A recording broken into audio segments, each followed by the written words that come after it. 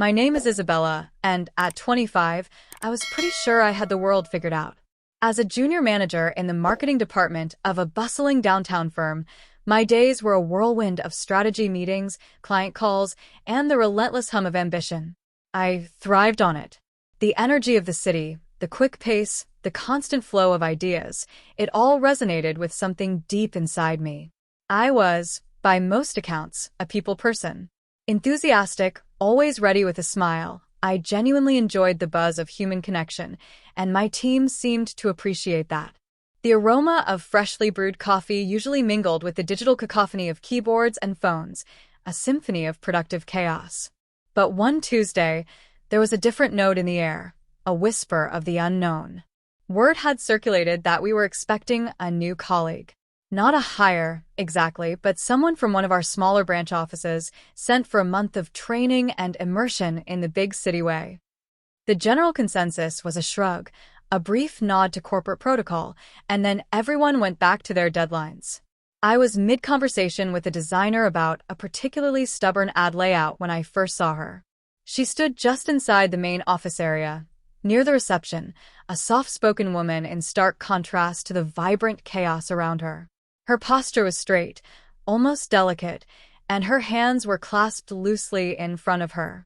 Her hair, a rich, dark auburn, caught the fluorescent light, framing a face that was undeniably beautiful, yet almost startling in its shyness. She had those deep-set, expressive eyes, the color of rich earth, that seemed to hold a vast, unplumbed quiet.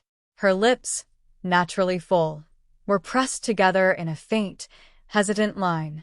She wore a simple, well-tailored navy suit, which, while professional, felt a little too formal for our generally creative and relaxed office environment. She wasn't just observing, she was almost shrinking, a beautiful, still point in a rushing river. No one else seemed to notice her quiet distress. My colleagues, bless their busy hearts, were already too engrossed in their own digital worlds or urgent phone calls. The reception desk was momentarily empty, and she seemed stranded, a lone beacon of awkwardness. I watched her for a moment longer than I should have, a strange pang in my chest. It wasn't pity, not exactly. It was more like an immediate recognition of profound helplessness, a feeling I knew intimately from my own early days, though I'd long since learned to hide it. "Is everything all right?" I asked, my voice cutting through the office din, perhaps a little louder than intended. The designer next to me glanced up, then back down, unconcerned. She turned, her movement slow, as if she were made of glass. Those earthen eyes met mine, and a faint blush bloomed across her high cheekbones, spreading like watercolor on paper. It transformed her, adding a touch of warmth to her reserved demeanor. It was a charming, almost endearing reaction. "Yes," she replied, her voice soft, barely above a whisper. I think so. I'm Maya." Her gaze flickered, a deer caught in headlights, and then steadied, finding something in my expression that perhaps offered a tiny bit of reassurance. She was, in that moment, utterly disarming. I felt an unexpected warmth spread through me, a sense of protectiveness I hadn't anticipated. "Isabella," I offered, stepping closer, extending a hand. Her touch was surprisingly gentle, her palm cool against mine. "Welcome to the team. You look a little lost. Can I help you find your way around?" She nodded, a small, almost imperceptible movement, and the blush on her face deepened just a shade. "That would be very kind," she murmured, her eyes dropping to our joined hands for a fleeting second before lifting back to mine. It was a quiet exchange, but in that shared moment, something shifted in the hum of the office. Something new had arrived, and I felt it keenly. The initial introduction was brief, just enough to get her settled at an empty desk near the back, a space that felt even more isolated than where she'd been standing. My colleagues offered perfunctory greetings, their attention quickly pulled back to their screens. I watched Maya from my own desk, observing her careful movements, the way she arranged her few items with a meticulousness that spoke of quiet order. She seemed to absorb her surroundings, taking everything in without comment, a silent observer in a loud room. That morning, I made sure to check on her periodically, offering little tips about the office software or where the best coffee machine was. Each time, she'd offer a soft thank you, her eyes widening slightly with what I interpreted as genuine gratitude. By lunchtime, I knew I couldn't let her simply fade into the background. "Hey, Maya," I called out, making my way to her desk. "Are you heading out for lunch? There's a great little deli around the corner, or we can grab something from the cafeteria downstairs." My treat. She looked up, startled, as if she'd forgotten anyone else existed. "Oh, I brought something." She gestured vaguely to a small, neatly packed lunch bag. "Perfect," I said, undeterred. "Then let's take our food to the park across the street. It's a gorgeous day, and a little fresh air never hurt anyone." I gave her my most encouraging smile, hoping to convey that this wasn't an obligation, but a genuine invitation. After a moment of hesitation, she slowly packed her bag, her movements precise. Outside, the park was a small oasis amidst the towering glass and steel. We found a bench under a sprawling oak, the leaves just beginning to turn golden. The air was crisp, carrying the scent of damp earth and distant exhaust. "So, where are you from, Maya?" I asked, unwrapping my sandwich. "The branch office, I know, but which one?" "Riverbend," she replied, her voice still quiet but gaining a little more confidence away from the office bustle. "It's a much smaller town. Very different from here." She gestured around at the skyscrapers, a faint hint of awe in her eyes. "I can imagine," I said, a smile touching my lips. "This city can be a bit overwhelming at first. But it grows on you, I promise. There's always something new to discover." I tried to draw her out, asking about Riverbend, her work there, anything that might make her feel more at ease. She spoke of quiet mornings, community events, and a pace of life that felt a million miles from our current environment. Her descriptions were vivid, almost poetic, painting a picture of a world I'd never known. I learned that she worked in data analytics, a meticulous and precise role, which explained her quiet, observant nature. She also mentioned, with a slight dip in her gaze, that she hadn't traveled much outside of Riverbend. This trip was a big deal for her, a step into a much larger pond. It made her shyness even more poignant. As we ate, I noticed the way she carefully picked at her salad, her fingers delicate. She had a beauty that wasn't flashy or demanding, but rather a soft, compelling kind that made you want to lean in to discover its intricacies. I found myself wanting to protect that quietness, to ensure her experience here was positive. There was an unexpected depth to her that, even in this short time, I found utterly captivating. The afternoon sunlight dappled through the leaves, creating shifting patterns on her hair, and for a moment, the city's roar faded, replaced by the gentle rhythm of our conversation.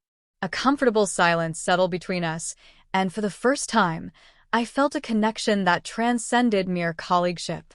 The invitation to the park was just the beginning. I made it my personal mission to ensure Maya's month in the city was more than just a blur of spreadsheets and meeting rooms. I felt a compelling urge to show her the city I loved, to see it through her eyes, and perhaps, in doing so, rediscover its magic myself. Our outings began tentatively. After work, instead of heading straight home, I'd suggest a quick detour. "There's this fantastic little art gallery just 2 blocks from here," I'd say. "They have a new exhibit that's supposed to be incredible." Or, "Have you ever tried authentic Ethiopian food? There's a place downtown that will blow your mind." Maya, always hesitant at first, would eventually agree, her soft protests giving way to a quiet curiosity. I quickly learned that her shyness didn't mean a lack of interest. It was merely a veil over a deeply receptive and appreciative spirit. The first time I saw her truly light up was at a small jazz club. The low, soulful notes of a saxophone filled the air, and Maya, usually so composed, tapped her foot almost imperceptibly. Her eyes, usually so reserved, sparkled with an inner delight. "It's beautiful," she murmured, leaning closer to me so her voice wouldn't be lost in the music. Her breath ghosted against my ear, and I smiled, glad she was enjoying the moment. We explored the grand, historic architecture of the library, the sprawling exhibits of the Natural History Museum, and the hidden gems of independent bookstores. I took her to my favorite rooftop bar, where the city lights stretched out like a glittering tapestry below us. I watched her face, illuminated by the neon glow, a gentle smile playing on her lips. She took photos with her phone, her delicate fingers carefully framing each shot, a silent testament to her quiet joy. Our meals became an adventure. From street food vendors serving spicy fusion tacos to quiet, elegant cafes with artisanal pastries, I made sure she tasted the diverse flavors of the city. Maya, initially a meticulous eater, began to relax, sometimes even venturing a small, content sigh after a particularly delicious bite. During these excursions, I found her opening up more. She spoke about her dreams, her quiet aspirations for her career, and the small, simple pleasures that brought her joy. She told me about her family, a close-knit group in Riverbend, and the comfort she found in their familiar routines. There was a poignant vulnerability in her voice when she described missing the quiet evenings at home, a contrast to the endless energy of our surroundings. I found myself drawn to her honesty, to the quiet strength she possessed despite her timid exterior.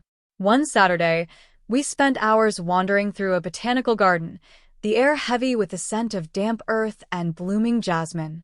The sun was warm on our faces, and the city's distant rumble felt miles away.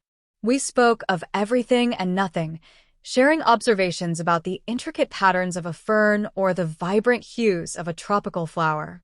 I realized, looking at her as she gazed intently at a delicate orchid, that I wasn't just showing her the city, I was seeing her, truly seeing her, for the first time. Her beauty wasn't just external, it radiated from her quiet intelligence, her deep capacity for wonder, and her gentle spirit. The connection between us deepened with each shared experience, an invisible thread weaving itself tighter and tighter. The city, with all its grandeur, was merely a canvas for the evolving story between us. The rhythm of our days settled into a comfortable routine, punctuated by these shared excursions. In the office, Maya was still the quiet, observant one, but now a subtle shift was perceptible. Her eyes would seek mine across the room, and a small, private smile would blossom on her lips when our gazes met. These silent exchanges, understood only by us, created a world within the world of our busy workplace. My internal monologues, once filled with marketing strategies, now increasingly revolved around Maya. I would catch myself replaying our conversations, analyzing every glance, every shared laugh. My heart, usually so steady under pressure, would quicken its pace, a faint flutter that felt both new and warm. I found myself paying a little more attention to my clothes each morning, wondering if a certain color might make her smile when we talked. It felt silly, almost like when I was younger, but I couldn't seem to help it. The professional boundaries that had once seemed so clear began to blur, dissolving into something far more personal and profound. I was her mentor, her guide to the city, yes, but I was also increasingly aware of her as Maya, a beautiful, intelligent woman who stirred something within me I hadn't known was dormant. One afternoon, I was struggling with a complex dataset. Maya, with her quiet expertise, had been observing my frustration. She approached my desk, her presence a soft whisper in the otherwise loud office. "Isabella," she began, her voice barely audible. "Would you like me to take a look? Sometimes a fresh pair of eyes helps." I looked up, a wave of relief washing over me. "Oh, Maya, you're a lifesaver. This algorithm is making my head spin." She leaned in, her rich auburn hair falling forward slightly, revealing the delicate curve of her ear. The scent of her light floral perfume, subtle and clean, enveloped me. Her finger, cool and slender, traced a line on my screen, explaining a complex formula with quiet precision. I listened closely, grateful for her help, and when she finished, I thanked her sincerely. Her proximity felt natural, a sign of how close we'd grown, not something overwhelming. When she finally pulled back, having effortlessly untangled the problem, she offered a small, shy smile. There. It should work now. Thank you. I managed, my voice steady. My gaze met hers, and I saw a softness there that made my chest feel light. The air between us felt warm, a quiet acknowledgement of the bond we'd built. I knew, with a certainty that resonated deep in my bones, that this was no longer just about friendship or even about mentorship. This was something else entirely, something fragile and new, waiting to be acknowledged.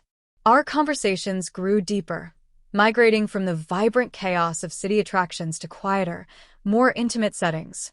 We often found ourselves lingering in a small, independent coffee shop after work, the scent of roasted beans and warm pastries creating a cocoon around us. It was there, amidst the clinking of ceramic cups and the hushed murmurs of other patrons, that Maya began to peel back the layers of her carefully constructed reserve.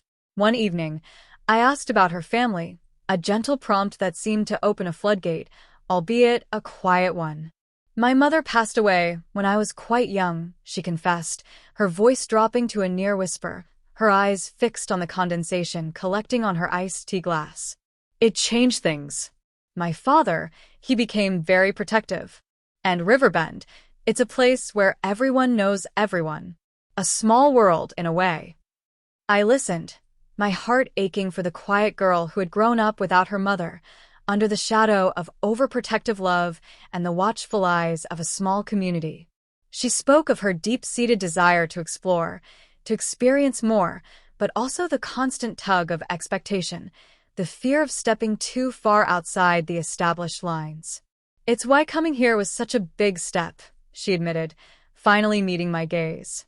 It felt like breaking free in a way, but it's also daunting. I reached across the table, my hand briefly covering hers in a gesture of silent comfort. Her skin was soft, and she didn't pull away. It's brave, Maya, I said, my voice gentle. To step out of your comfort zone, to face the unknown. That takes real courage. Her eyes, usually so guarded, softened, reflecting a raw vulnerability I hadn't seen before.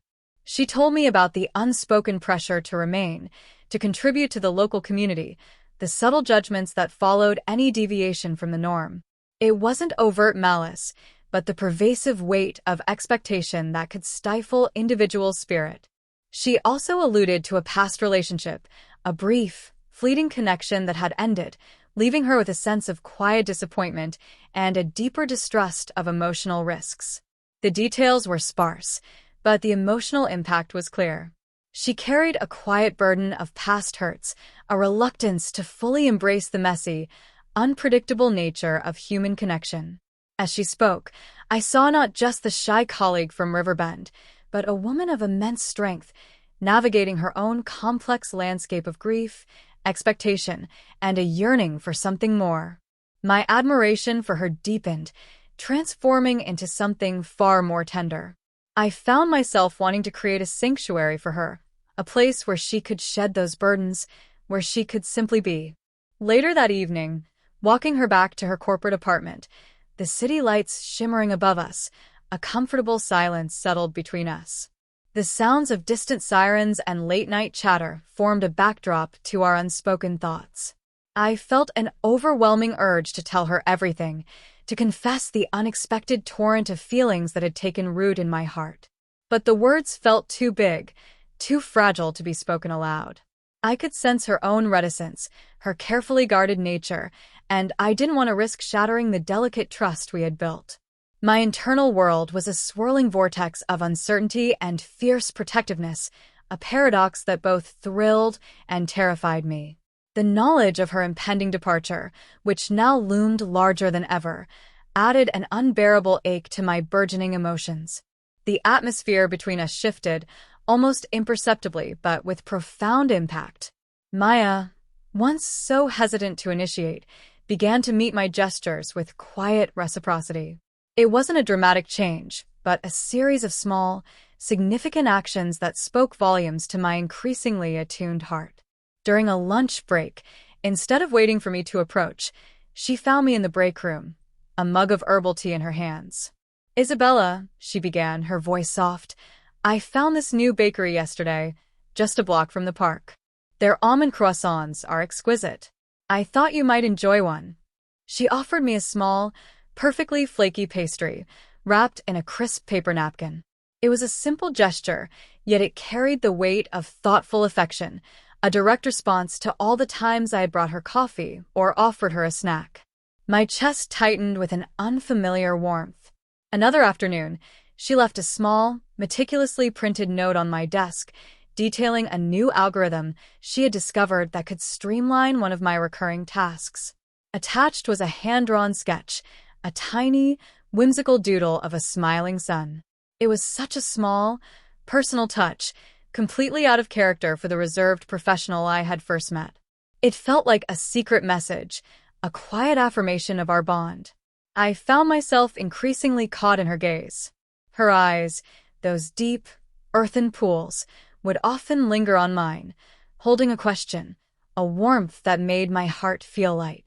The shyness was still there, a soft curtain, but through it, I could see a growing confidence, a quiet yearning that mirrored my own. One evening, after another long day at the office, we found ourselves, as often happened, walking in comfortable silence. The city was beginning its transition from the frenetic energy of daylight to the soft glow of dusk. We walked past a small, quiet park, and on an impulse, I suggested we sit for a moment. The air was cool, carrying the faint scent of rain that had fallen earlier. We sat on a bench, facing the city skyline, the first few stars beginning to prick through the twilight canvas. The silence that fell between us was different this time. It wasn't the comfortable quiet of companionship, but something deeper, charged with unspoken emotions. I could feel the subtle shift in the air, the gentle brush of anticipation. "It's beautiful, isn't it?" Maya whispered, her voice barely audible, her gaze fixed on the distant lights. "More beautiful with you here," I found myself saying, the words escaping before I could filter them. It was a raw, honest admission, unexpected even to me. She turned her head slowly, her eyes meeting mine in the deepening gloom. There was a vulnerability in her gaze, a shimmering quality that felt like a reflection of my own exposed heart. Her hand, resting on the bench between us, moved slightly, as if reaching for something. For a brief, quiet moment, we simply looked at each other, the unspoken understanding between us blossoming like a night-blooming flower. The city's hum, the distant traffic, all faded into insignificance. All that existed was the soft glow of the streetlights, the cool evening air, and the overwhelming presence of Maya, her silent acknowledgement of my words a powerful balm to my soul. The thought of her leaving, which had been a distant hum, now resonated with a sharp, undeniable pang. The calendar pages, once merely a measure of time, now felt like a relentless countdown to an impending heartache. The reality of Maya's impending departure settled over us like a persistent, cool mist.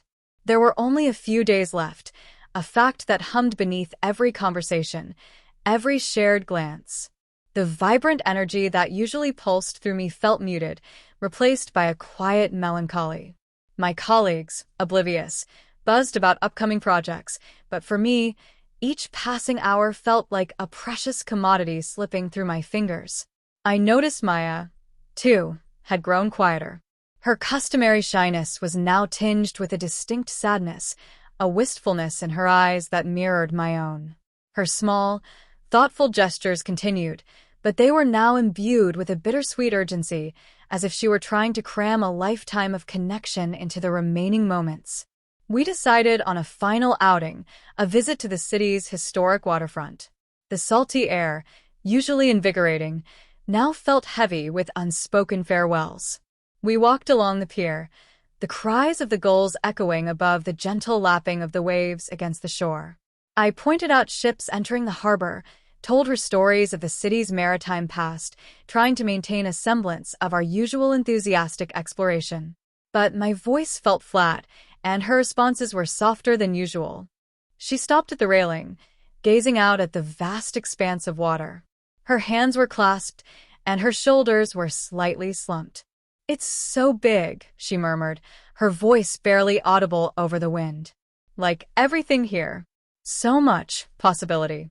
Her voice trailed off, leaving the unspoken contrast with her own small town hanging in the air. You've embraced it so well, Maya, I said, my voice gentle. I reached out, my hand resting lightly on her arm. Her skin felt cool, almost fragile. You've found your place, even if only for a little while. She turned to me, her eyes clouded with emotion. Because of you, Isabella, she said, her voice catching. You made it feel like home. My breath hitched. Her words, simple and honest, pierced through my carefully constructed composure. The truth of them resonated deep within me, echoing the profound impact she had made on my own life. I realized then that my initial impulse to protect and guide her had morphed into a fierce, consuming love. The thought of her leaving, of returning to a city that now felt incomplete without her, was almost unbearable. The internal conflict within me raged. Every instinct screamed to hold her close, to confess the depth of my feelings, to beg her to stay. But the words felt monumental, too heavy with consequence. What if I was wrong? What if she didn't feel the same way? What if speaking my heart would shatter the fragile, beautiful connection we had painstakingly built? The fear of rejection, the fear of severing this precious thread between us, held me captive, my tongue tied, my emotions a tumultuous storm behind a placid facade. We stood there, side by side, watching the endless horizon, two souls adrift in a sea of unspoken longing, the shadow of her departure growing longer with each passing moment. The second-to-last night of Maya's stay.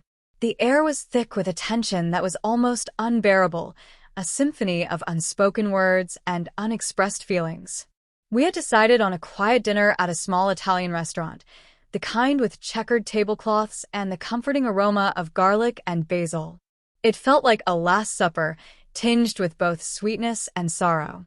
The conversation was sparse, punctuated by long, meaningful silences. Each glance across the table felt loaded, a silent plea, a desperate hope. I watched her.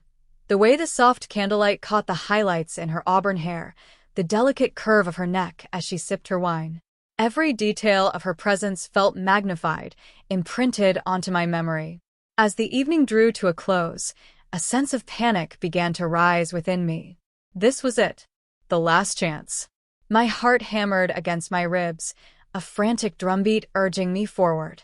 Walking her back to her apartment, the city seemed to press in on us, its sounds a distant hum compared to the roaring in my ears. We reached her door, and a heavy silence descended.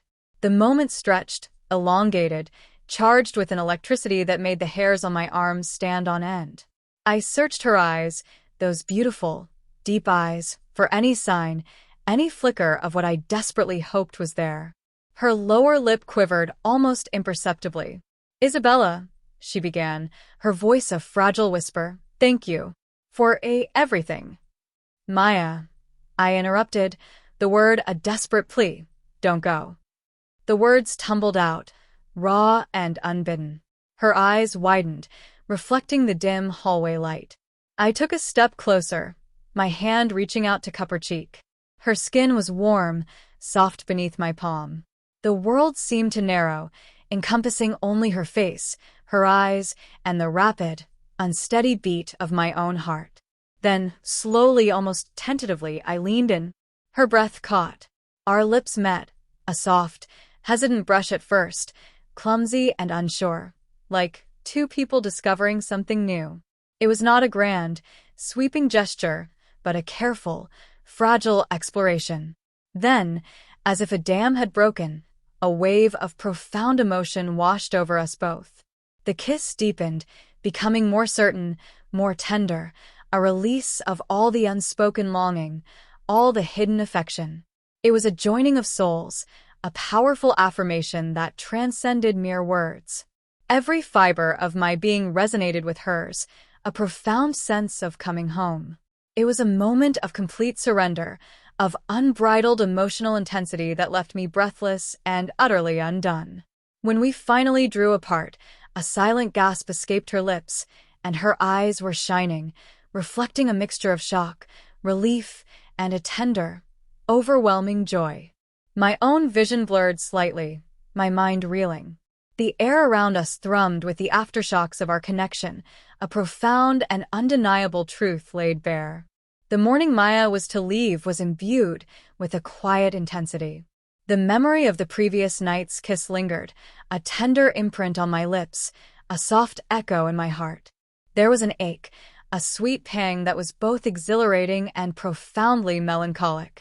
The city outside my window, usually a source of boundless energy, now felt subdued, reflecting the heavy weight of the impending separation. I arrived at Maya's apartment building with a borrowed SUV, ready to help her with her luggage. When she opened the door, her face was softer than usual, her eyes holding a depth of emotion that made my breath catch. There was no awkwardness, no hesitation, just a profound understanding that flowed between us. "Good morning," I managed, my voice a little rough. "Morning," she replied, her voice equally gentle. She stepped aside, letting me in. Her apartment, usually so neatly ordered, had a scattering of packed boxes and a small carry-on bag, a stark visual reminder of the finality of the day. We worked in comfortable silence, efficiently loading her belongings into the car. The efficiency was a shield, a way to channel the tumultuous emotions swirling within. As we carried the last box downstairs, we paused by the entrance of the building. The moment stretched, heavy with unspoken questions. About last night, I began, needing to hear it, needing to acknowledge it. She met my gaze, her eyes steady. "It wasn't a mistake, Isabella," she said, her voice firm, despite its softness. "Not for me." My heart soared, a sudden, fierce lightness filling my chest. "Not for me either, Maya," I replied, my voice thick with emotion. I don't want this to end." A small, sad smile touched her lips. "It doesn't have to," she whispered. "We'll find a way. We have to." The unspoken promise hung in the air, a fragile hope against the certainty of distance. I reached out, my hand gently cupping her face, my thumb tracing the line of her jaw. Her eyes fluttered closed for a brief second, and when they opened, they held a fierce determination. I leaned in, and our lips met again. This time, it was a more tender kiss, a lingering connection, a silent affirmation of all that had transpired and all that was yet to come. It was a farewell, yes, but also a quiet beginning, a sacred exchange of promises made without words, sealed with a touch. Then, with a final, lingering look, she stepped into the car. The drive to the airport was a blur of quiet conversation, planning calls, texts, and future visits. At the terminal, the goodbye was swift, a final, tight embrace, a whispered, "I'll miss you." And then she was gone, disappearing into the security line. I stood there for a long time, watching the endless stream of people, my hands still, tingling from her touch, my heart aching with the void of her absence, yet also soaring with the profound, exhilarating potential of what we had found. The city felt different without Maya. The bustling streets, once a source of invigorating energy, now held echoes of our shared laughter, the quiet spots we'd discovered now tinged with a soft wistfulness. It wasn't an emptiness, not exactly, but a profound awareness of a presence that had shaped my world and then departed, leaving behind a new landscape within me. The initial weeks after her departure were marked by a tangible sense of loss, a quiet ache that settled deep in my chest. Yet, amidst that longing, there was a steady current of connection. We spoke every evening, our conversations stretching late into the night.